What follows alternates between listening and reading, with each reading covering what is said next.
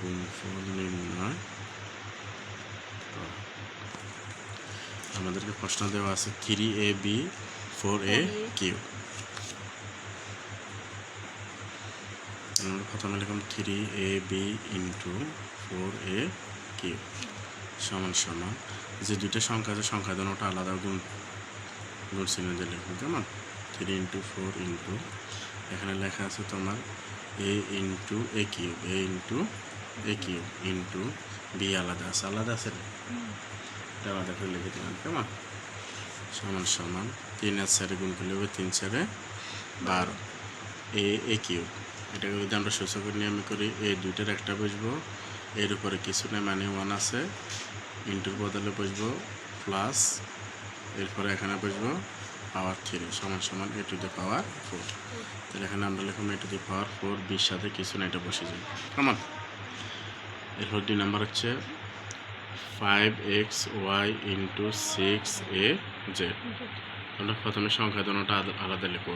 5 into 6 into এখানে x a z, যেহেতু এখানে অন্য কোনো সংখ্যা নাই, সহগ নাই, এগুলো লিখে দেবে। 5 6 30 x a z, x a z,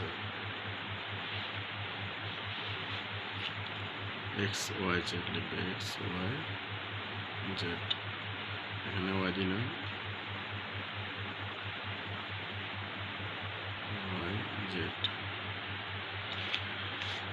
এরপরে এটার ভিতরে আছে 5 ইন্টু 3, এটা আলাদা করবে a স্কোয়ার ইন্টু a। এরপরে x আলাদা করবে x square into x to the power 5, ওয়ার সাথে কিছু নেই, আছে না?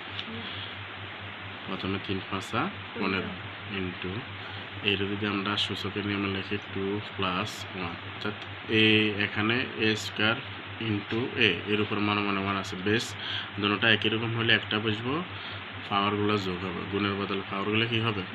গুণ চিহ্ন থাকলে পাওয়ার যোগ হয়। 2 প্লাস এর উপরে মানে 1 আছে, এরপর আবার ইন্টু লিখবে x এখানে base same, x square x to the power 5, দুটোটাতে x same. কেমন? তাহলে বসবো 2 প্লাস 5 ইন্টু y সমান সমান 15 a cube, a 2 plus 1 a cube, x square x 2 plus 5, তাহলে হবে x to the power 7y। সুতরাং নির্ণয় গুণফল সমান